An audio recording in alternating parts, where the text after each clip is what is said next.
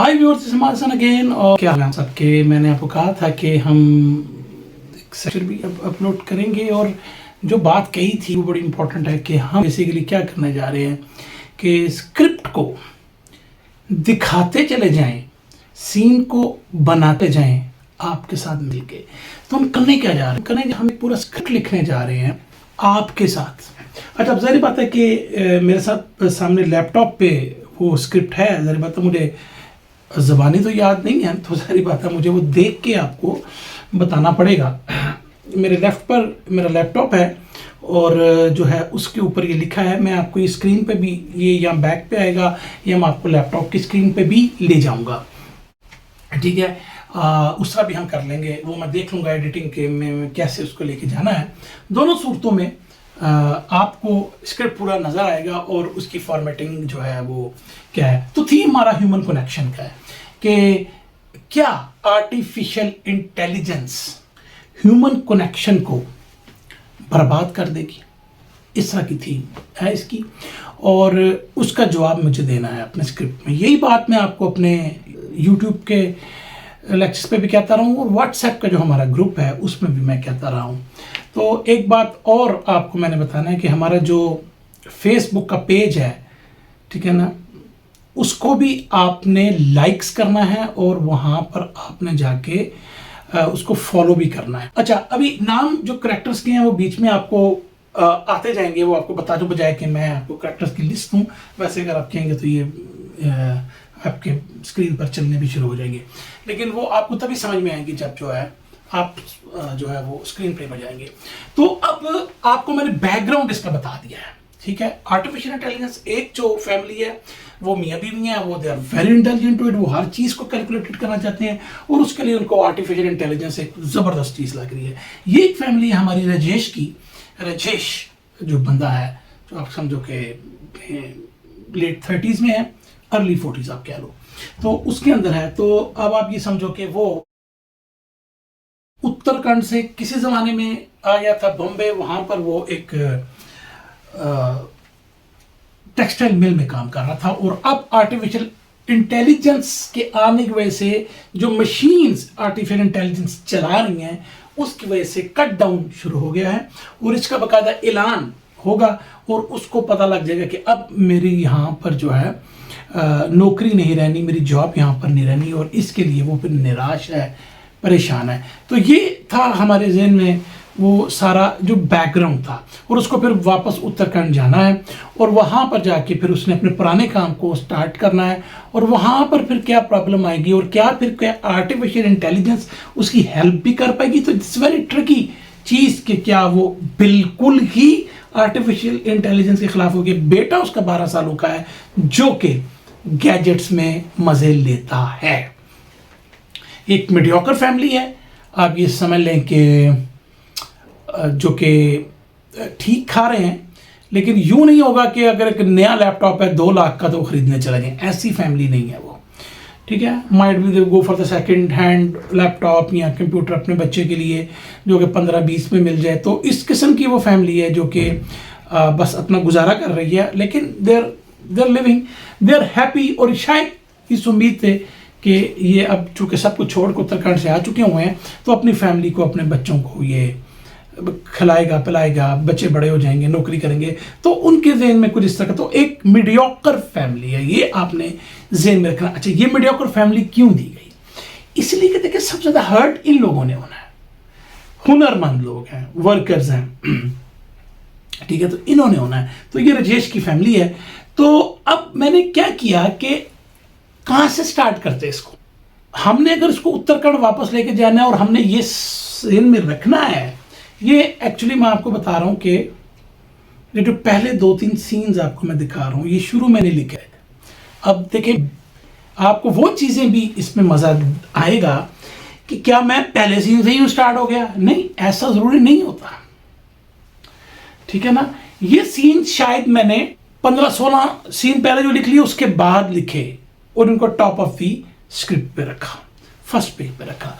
वजह उनकी क्यों है वो आपको भी बताता हूँ कि देखें, अगर मैंने किसी फैमिली को वापस अपने एरिया में लेके जाना है और फिर मैंने उससे खेती बाड़ी करवानी है।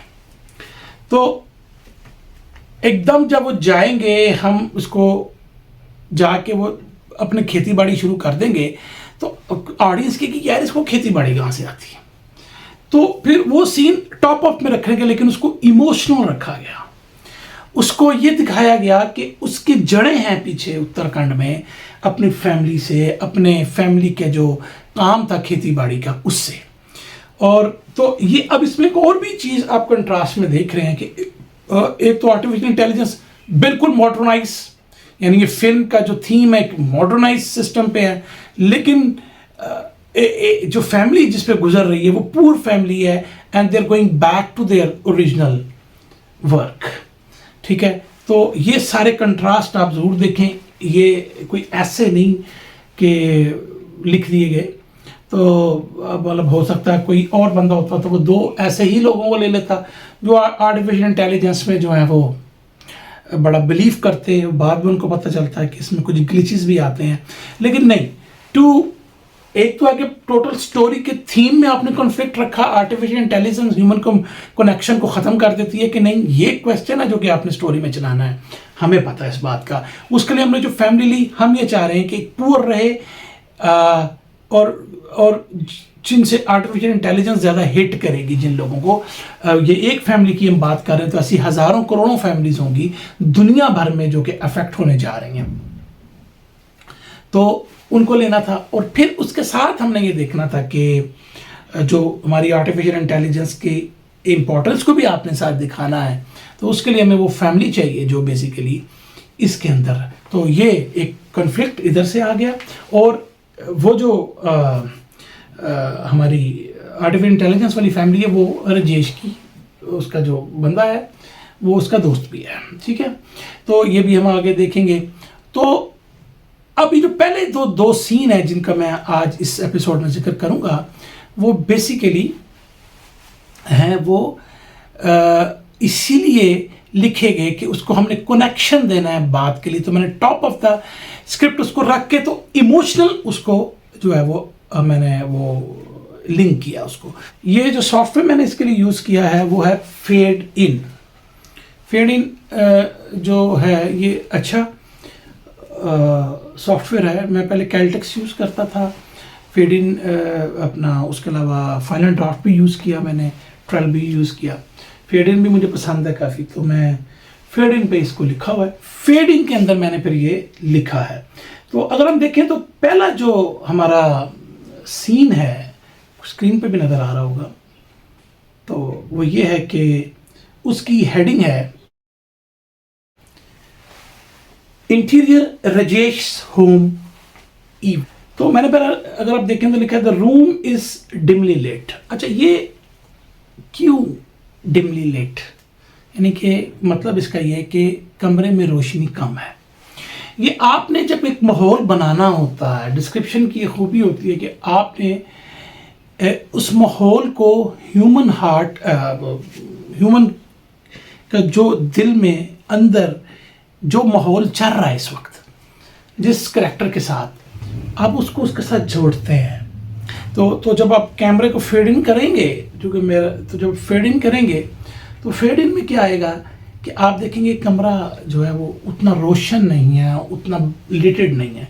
तो इसका मतलब है कि अगर वो डिमली लिट है तो कोई इमोशनल बात होने जा रही है, या मैं कह सकता हूँ कि कोई इतनी खुशी की बात यहाँ पर होने नहीं जा रही, या मैं ये कह सकता हूँ कि जो भी कोई बात करेगा वो पास्ट की शायद बात ना करे या कोई। तो इसलिए इसका पहला जो मैंने लिखा, अच्छा इसमें डायलॉग जो है वो रोमन में लिखे गए हैं, जो कि हिंदी उर्दू आप कह सकते हैं, क्योंकि डिस्क्रिप्शन जो है वो इंग्लिश में है, इसलिए कि डिस्क्रिप्शन इंग्लिश में लिखना थोड़ा मुझे आसान लगता है, चूँकि वो बहुत मीटर पे बैठा हुआ है, उसको हम लिखते हैं। ठीक है, अगर आप देखें तो इसमें हमने ये बात की, और उसके बाद द फेंट हम of the city outside filtering through a cracked window. तो अब ये पूरा माहौल मैंने बना दिया कि बाहर सिटी में जो शोर होता है, हम उसको आप कह सकते हैं मशीनों का हो सकता है, गाड़ियों का हो सकता है, वो अब खिड़की से फिल्टर होके अंदर आ रहा है। तो ये एक माहौल ऐसा पैदा किया कि अंदर तो एक उदासी है, बाहर एक सिटी है जो कि रवां दवा है, उनको क्या लगे राजेश की फैमिली के साथ इस टाइम क्या बीत रही है या क्या बीतने वाली है या व्हाट्सएवर। तो ये अगेन इट्स अ कंट्रास्ट। लेकिन जब आप कंट्रास्ट को सीख जाएंगे खेलना तो आप स्क्रीन प्ले की बहुत सारी चीज़ों को समझ जाएंगे कि कैसे। तो ये एक थोड़ा सा नमूना था इसका। तो ये पहले दो सेंटेंस है। अब आया राजेश। राजेश की यहाँ पर एज सॉरी 35 में 30 हाँ late 35 with weathered but strong build sit cross legged on the floor। ठीक है, तो वो एक चौंकड़ी मार के, जिसको हम पता नहीं अब हिंदी में क्या कहते हैं, टांगे यूं क्रॉस लेग करके वो बैठा हुआ है ज़मीन पर। तो अगर उसकी बॉडी आप देखें तो वो मैंने कहा कि थोड़ी स्ट्रॉन्ग बिल्ड है। तो इससे मुराद ये भी है कि वो कमज़ोर बंदा नहीं है फिजिकली, और उसकी वजह वो कनेक्शन भी है जो कि वो एक गांव का, ठीक है, वो पहाड़ी एरिया का रहने वाला स्ट्रॉन्ग बंदा है। तो इसलिए मैंने ये भी लिखा है इसके अंदर। तो लिहाजा जो भी हम कैरेक्टर डालेंगे वो थोड़ा स्ट्रांगली बिल्ड होना चाहिए। तो डायरेक्टर के लिए ये एक क्लू है। और उसके सामने एक क्ले का पॉट पड़ा है, यानी कि आप उसको गमला कह लें, उसको आप पौधे का एक पॉट कह लें कि जिसके अंदर एक मिट्टी पड़ी है जो कि ठीक है। और उस पॉट के अंदर inside that pot a single thriving tomato plant stretching toward the light of a makeshift lamp।